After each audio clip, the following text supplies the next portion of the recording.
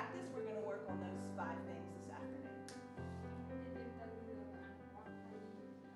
So I live in the United States, in Birmingham, Alabama, and I grew up in a very rural part of the United States, in Arkansas, and I acquired my disability when I was 3 years old. So I grew up using a wheelchair and not having the use of my legs. But it was never that big of a deal for me because I had access to sport. And I learned that I could swim, and I could play basketball, and I could play softball, and I could do all of these things with my body, even though I used a wheelchair. That was my goal. I wanted to be the best athlete in the world, and I trained in the sport of wheelchair basketball. So I was able to go to college and play wheelchair basketball, and I was also able to play on the U.S. national team for 7 years and attend 2 Paralympic Games and win a gold medal at the 2008 Beijing Games.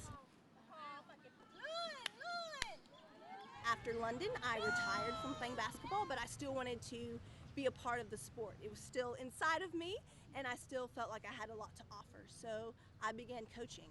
Right now, I am training 16 women here in Battambang. Every skill that they have learned are the exact same skills that all of the top national teams around the world are learning. ចាអ្នកគ្រូម៉ារីហ្នឹងគាត់បានវឹកហាត់ខ្ញុំបានល្អណាស់មិនក៏ដោយក៏គាត់ដូចថាដើម្បីឲ្យយើងខំប្រឹងប្រែងឲ្យយើងចេះដើម្បីបានទៅប្រកួត SEA Games នៅស្រុកគេ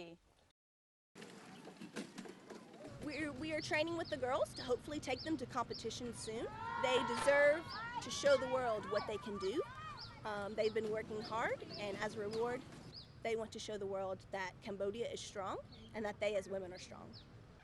We have seen over the past years that many of the players, including the coach, gained a considerable amount of self-confidence. Some of them left the team because they found a job. Some of them found a husband, got pregnant and decided to go home again. That's their choice. It's up to them to decide what they want to do with their future. ICRC understands the importance of sport in the rehabilitation process and beyond the process.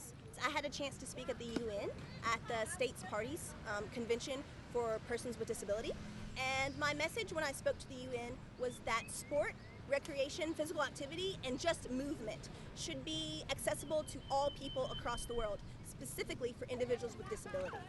You can do anything you want to do. If you want to start your own business, that can be a possibility. If you want to be an athlete, that can be a possibility. If you want to have your own family, that can be a possibility. Now, is it going to be easy? Not at all. It's going to be very difficult. But you still have that opportunity, and just because you don't have the use of one of your body parts doesn't mean you can't achieve great things.